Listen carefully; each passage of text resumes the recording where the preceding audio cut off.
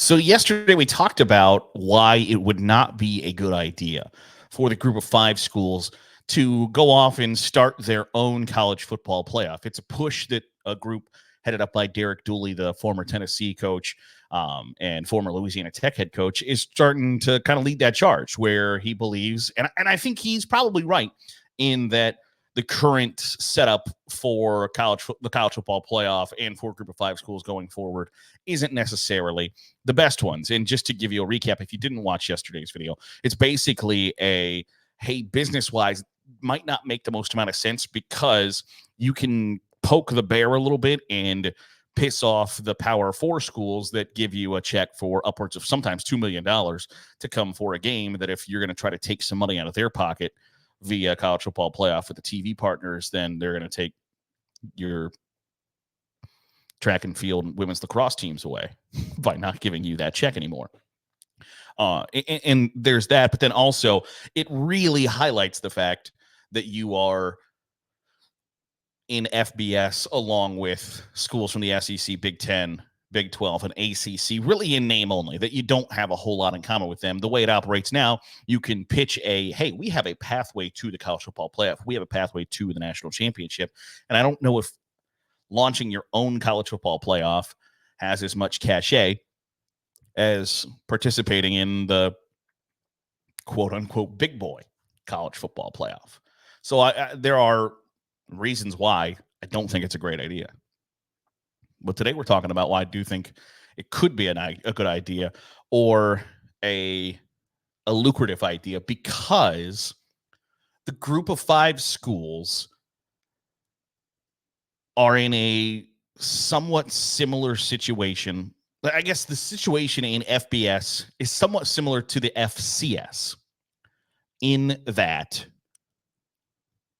it's not necessarily a level playing field, that it's not everybody in that subdivision is participating in the same way. There are some conferences that give out more scholarships than others in FCS. There are some conferences in FCS that don't give out scholarships, that almost solely exist to either A, drive enrollment to universities via, we're going to get 110 full paying students via the football team, or we had a football team before the NCAA said everybody had to participate in the same division, like outside of hockey, wrestling, etc., lacrosse, that if you are Division I in basketball, you have to be Division I in everything. If you're Division I in football, you have to be Division I in everything. So you get some schools that were non-scholarship football, like Dayton and Butler and Davidson and San Diego, and Ivy League doesn't give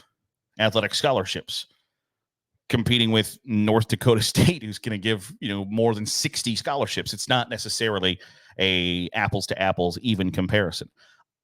I think if the group of five were to start their own college football playoff, I think you might be able to even out the money that you would potentially lose out on if the Power Four schools said, hey, we're not going to pay you $2 million for a game anymore. We're going to give you $500,000 for a game.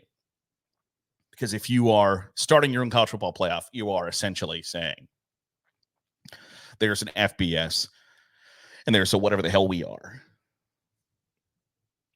And if that's going to be viewed as essentially the equivalent of an FCS game in the college football playoff committee's mind or in your fan base's mind, there's no reason to pay $2 million for that game. So I'll give you $800,000 for that game. I'll give you $1 million for that game. Now, you might be able to make that up. I would be skeptical of the fact that you'd be able to make that money up in a TV deal. We know that playoff games generate more money than regular season games. It's why the NBA has expanded their playoffs and made first round series go to 7 games. NHL goes to 7 games. The NFL got $110 million to put one playoff game on Peacock. We know that those games generate more dollars for TV rights purposes than any other games.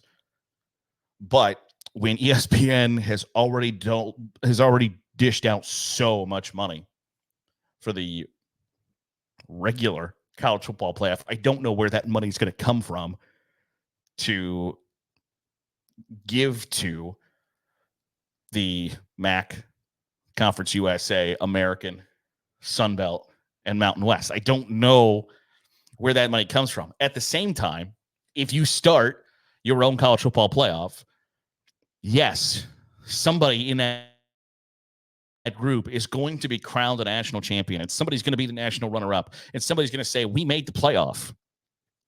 At the same time, you're probably going to lose the money that you get from the college football playoff, the big boy college football playoff, as a kind of hush money, shut up, quit your bitching. Because essentially the college football playoff has paid off the group of five, that we're going to make X amount of dollars, and thank you for participating. We're going to give you a slice of the pie. Now, it's not a very big slice of the pie, but it is a slice of the pie. I don't think you're going to be able to make that money up. But if you don't think financially, which I think is probably asking a lot, because everybody is thinking financially. Everybody's trying to figure out how they can generate as much revenue and keep as much revenue as they can. How can they generate more profit? Winning is a way to generate more money and more profit. If you pull up a game on ESPN Plus or in the FCS playoffs and you see like Illinois State playing North Dakota State, the Fargo Dome is packed. Why? Because North Dakota State has had a run of success virtually unmatched in college football history over the course of the last longer than a decade. If they had been in a FBS program, now I'm not discounting what they've done, but if they had been in an FBS program, have they won the amount of championships that they have won in the past decade? No. They don't have a chance to win the national championships there. Do they go undefeated? No. Do they go 11-1 and make a run to the college football playoff? No, they don't. But the joint is packed. If you pull up an Akron or Kent State or insert any university here, pull up a Sun Belt game on a Saturday afternoon in the fall, are the stands packed? No, not especially. Unless it's a big-time game or a big-time rivalry, or a Power 4 program has somehow signed on to play an away game, the stands aren't packed. And that's not to run anybody down. It's just the reality of the situation. No matter whether they're good program, bad program, whatever the case may be, it's not necessarily packed. But if they're winning, if you're 10-2, you're 11-1, 12-0, and you got a chance to win a national championship. Because right now at Old Dominion, Liberty, they got a chance to win the title? No, not especially. The best case scenario is make the college football playoff as a 12 seed with the expectation that you're going to get stomped. And if you don't get stomped and you somehow win, you get the number one team in the country the next week. The chances of you beating the number one team in the country aren't great, but it is a chance. And then the chances of you winning the next game and the chances of you going to the national championship game are not high. But if Liberty's pathway to a national championship looked like Utah State, Toledo, Coastal Carolina, it's a different ballgame. Winning matters. Winning beats everything financially, because you're selling more merchandise. You're getting more donations because people are proud and happy to be associated with that program. Winning cures all. And when you have a different level of winning, when you have the ability to go from being viewed as, we won our conference championship game and our reward is you get to be the quasi-sacrificial lamb. And that's not to discount what schools that have in the past 15 years that went on to a bowl game to play a Power 5 conference opponent and win those games, discount what they've done. But then to do it a second time and then a third time in the national championship, it just wasn't all that feasible. But it is more feasible when you're playing someone that's more on your level. when you are playing somebody that is spending roughly the same amount of money on college football than you are, that has roughly the same resources that you have, that travels the same way you do, and has facilities the same way you do. It's a little bit different.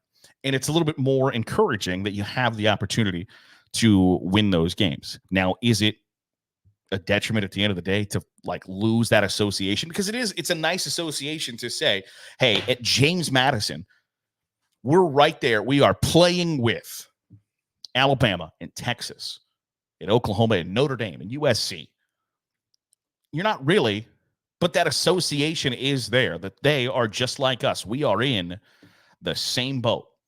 We are in the same association at the same level. Now, you're not in all rationality, but you can say technically, yeah, we are. We're right there. And if you lose that, it's a tough thing to lose, but having a pathway to hoisting a gold trophy at the end of the year and putting up banners and selling T-shirts that say national champion all over them. Does it help you recruiting wise? Yeah. Does it help you financially? I think it's probably a loss at the end of the day with TV money and guaranteed money for games against Power 4 programs. But winning is a really fun thing. Winning is a good, fun spot to be in. Winning cures all of the problems that you have. Everybody can look past a little bit more when winning is an option and prevalent. And I don't think that's something to be easily discounted. At the end of the day, I don't expect there to be a group of 5 playoff, because the money's going to be so good from the big boy college football playoff, and having the ability for one of the 65 teams to be able to get in there is going to be enticement enough to say, hey, we are willing to accept a rough lot, a rough draw, where our only cards are all of us fight for this one, like all 68 of us fight for this one spot, while there are 65 programs fighting for 11 spots. And it's not even really that close. There are some programs that don't have a chance to really ever be a consistent contender for one of those 11 spots, or in the future 13 spots, or when it gets to 16 teams, 15 spots. There is always going to be, the way it's set up right now, it's a college football playoff in conjunction with the ACC, Big Ten, SEC, and Big 12 are willing to lose a little bit of money per school. And when you get to that level, it is just a little bit of money to pay the schools in the Mountain West, Sun Belt, Conference USA, MAC, and who am I forgetting? Who else? They're willing to give up that money to say, hey, you kind of take this hush payment. We're going to give you one slot, and then that school's going to earn a little bit extra scratch. But otherwise, this is the system we're operating under. And those schools in the group of 5 are going to say, all right, we'll take it. Because being able to say, we play football on the same level as the ACC, Big Ten, Big 12, SEC, and Notre Dame is going to be powerful enough for them to look the other way.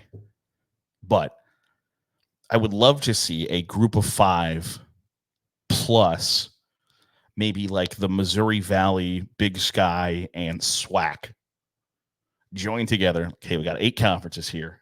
Let's do our own. We'll elevate these programs from the FCS, bring them up, and we'll take our lot and we'll play a national championship.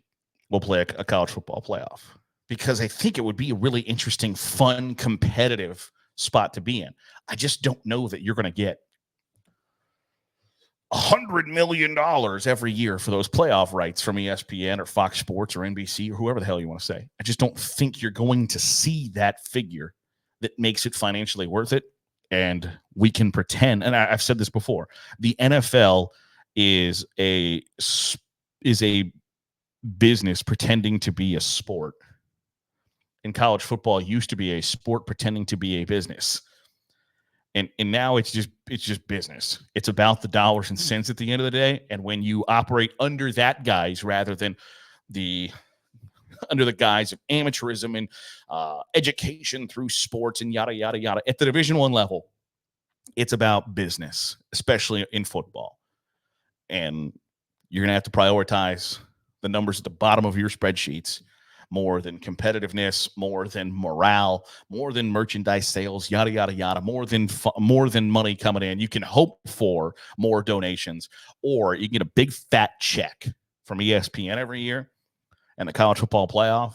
And it's really easy to take guaranteed money to not really have a seat at the table. So I don't expect the group of 5 playoff to happen, but I think there are certainly reasons to talk about it, explore it, and figure out if there's a way that we can also play in front of really big TV audiences. Because right now, like the pathway to big time TV ratings is getting 2 teams somehow, some way in the American to start the season 10-0 or 9-1 in their losses were to an SEC or Big 12 school and play on a Saturday in a bad time slot in a bad week, and the game's on ABC. Or it's a bad slate of games and you're playing somebody in the SEC and you get a primetime game on ESPN. That's really the only pathway for a group of 5 schools to get big TV numbers. And I think that could change if you started your own playoff. But when the money's so good right now, I wouldn't expect that to change anytime soon. That'll do it for today's episode of the Daily Huddle. Appreciate you making us a part of your day, however it is, wherever it is you're doing so. If you're watching on YouTube, hit the subscribe button. Make sure you're getting all the great college football content that's coming out here of Saturday Glory. If you are listening on the podcast feed, drop a 5-star review. It goes a long way in helping out the channel. I'll see you tomorrow for another episode of the Daily Huddle here on Saturday Glory.